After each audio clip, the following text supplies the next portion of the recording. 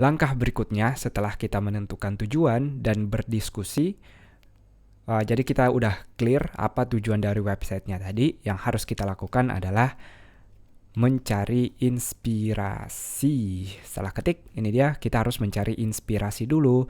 Jadi kumpulin kepala kita dulu dengan ide-ide yang udah matang. Teman-teman harus lihat desain tren yang sedang ada, yang berhubungan dengan temanya. Misalnya kita disuruh bikin website sama presiden. Nah, kita lihat dulu desain-desain yang bertema politik, yang bertema tokoh-tokoh, kita cari inspirasinya.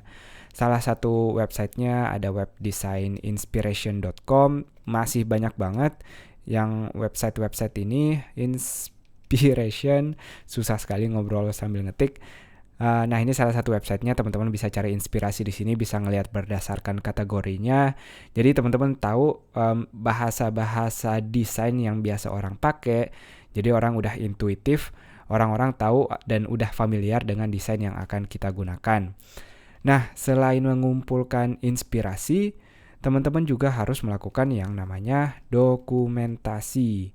Nah, isi dokumentasinya apa aja, termasuk inspirasi tadi. Misalnya teman-teman ada suka satu website dan berhubungan dengan yang mau kita bikin, disimpan di satu file teks, misalnya mau di Word dokumen, dipasang linknya di sana. Jadi kita selalu ada referensi untuk ke website tadi.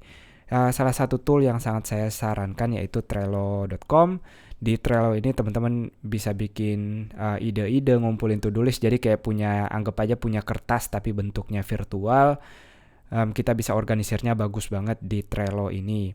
Nah, ini sangat saya sarankan untuk mendokumentasikannya. Jadi kita selalu ingat referensi mana yang kemarin kita udah punya, dan karena kadang kita ada yang klik websitenya tapi besoknya kita udah lupa karena ini kita nggak dokumentasiin atau nggak simpan dengan baik.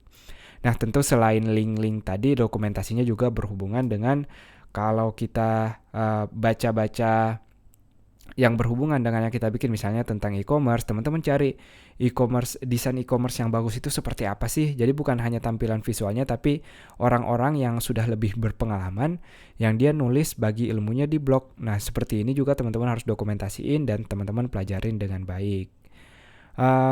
Tentunya selain ini juga kita harus ngelakuin yang namanya ngumpulin kontennya.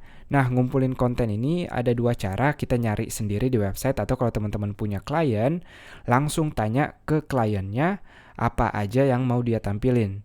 Karena jangan sampai nanti kita mulai desain sesuatu, tapi kita makanya gambar sebagai pengganti gambar kita hanya warna kotak abu-abu misalnya. Nah, nanti feel benerannya kita nggak dapet ketika ngedesain websitenya, atau kita hanya naruh teks lorem ipsum atau teks-teks Jibris yang nggak mewakili panjang pendek dari teks aslinya, atau kata-katanya, karena kata-kata dengan jenis tipografi itu sangat berpengaruh. Nah, jadi yang teman-teman harus lakukan selain dokumentasi juga ngumpulin konten yang kita butuhkan untuk desain website aslinya.